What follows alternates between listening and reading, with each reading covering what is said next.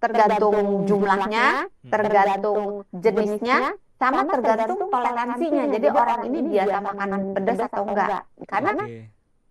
pedas itu adalah rasa yang dibiasakan. Jadi kalau orang udah biasa makan pedas level, misalnya level berapa, misalnya level 3 gitu. Dikasih level 3 ya dia tahan. Oke. Tapi kalau ditambah lagi pedasnya, mungkin dia udah langsung timbul rasa tidak enak. Tapi kalau mulai dibiasain gitu, orangnya lama-lama bisa mentoleransi kadar yang lebih pedas.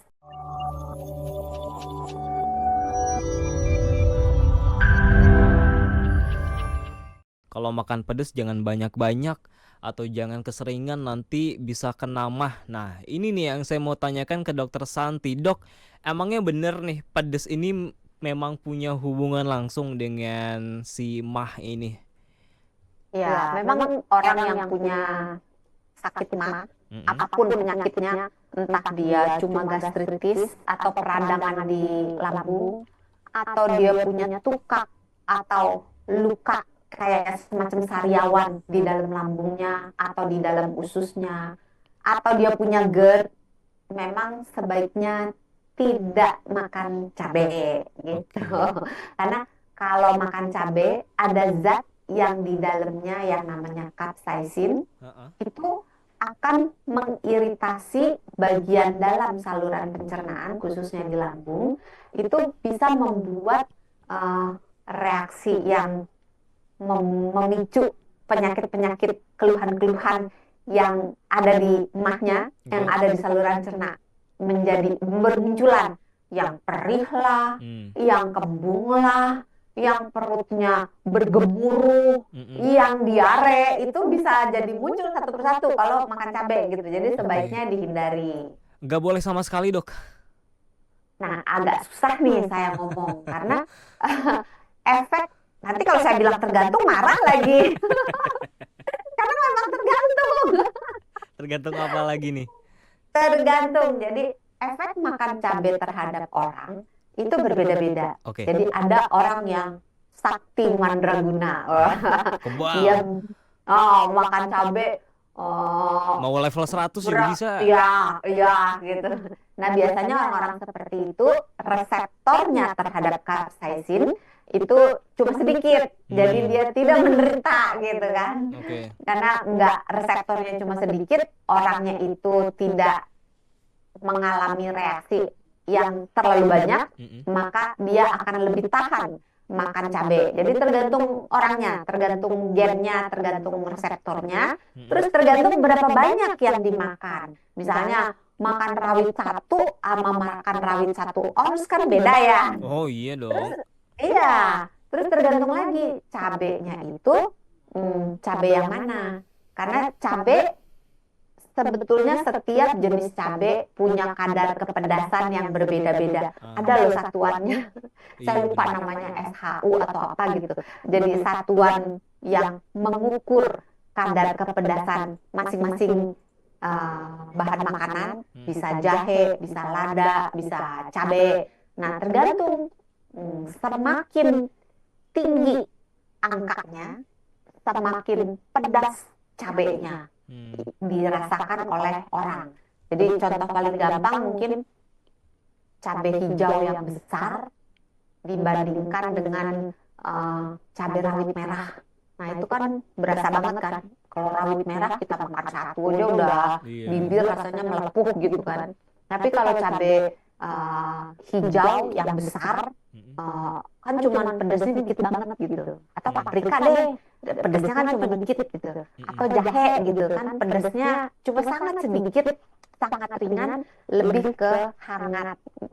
Nah, jadi tergantung jenis cabainya semakin tinggi, angka satuan kepedasannya, semakin orang itu nggak tahan. Jadi tergantung gennya, tergantung kenapa? Tergantung apa lagi, Dok? Tergantung jumlahnya, tergantung jenisnya, sama tergantung toleransinya. Jadi orang ini biasa makan pedas atau enggak. Karena Oke. pedas itu adalah rasa yang dibiasakan. Jadi kalau orang udah biasa makan pedas level, misalnya level berapa, misalnya level 3 gitu. Dikasih level 3 ya dia tahan. Oke. Tapi kalau ditambah lagi pedasnya, mungkin dia udah langsung timbul rasa tidak enak. Tapi kalau mulai dibiasain gitu, orangnya lama-lama bisa mentoleransi kadar yang lebih pedas. Jadi itu sama kayak kopi.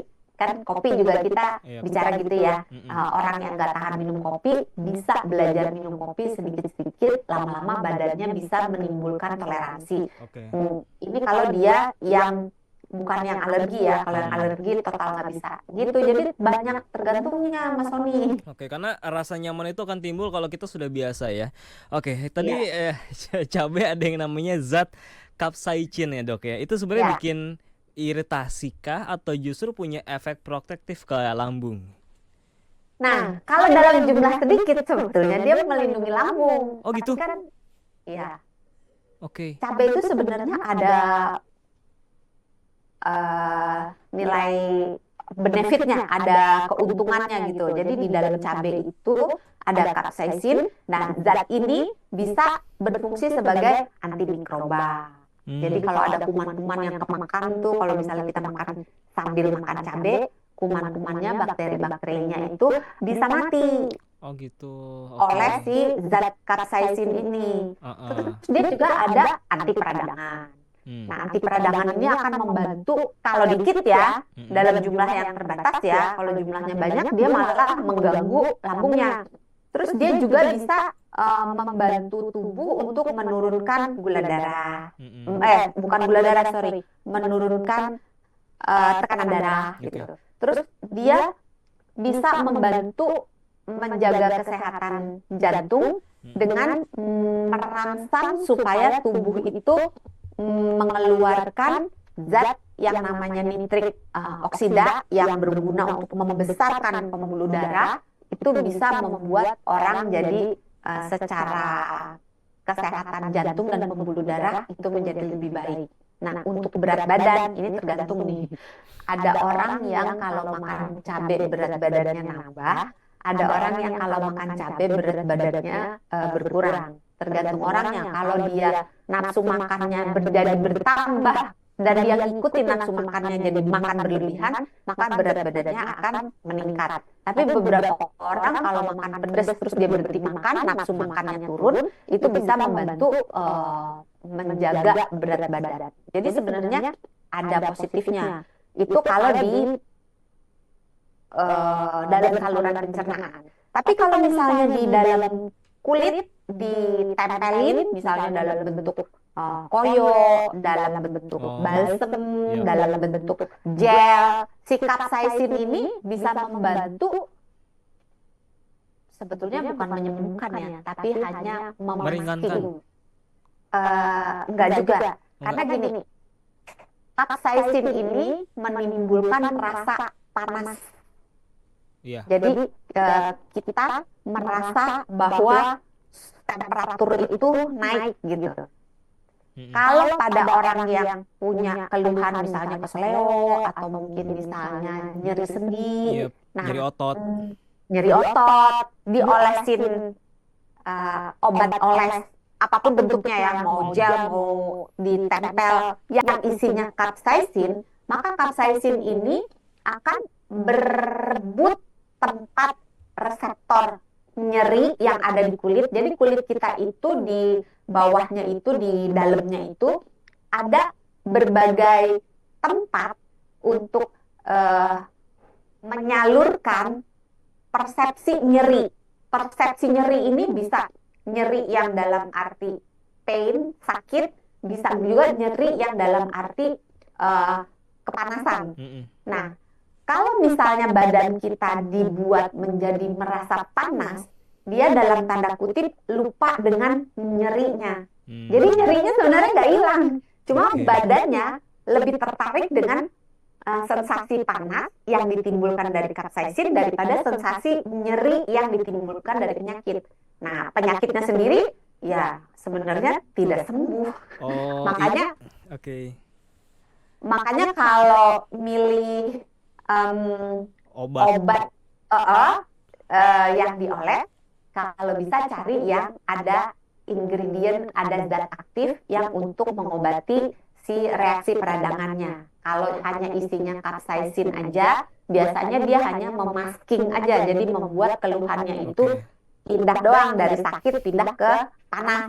Dan ini biasanya akan menjadi terbiasa, sehingga orangnya kalau diolesin lama-lama nih, kalau pemakaian yang jangka panjang, kalau diolesin si capsaicin ini lagi, nggak mempan lagi karena udah terbiasa.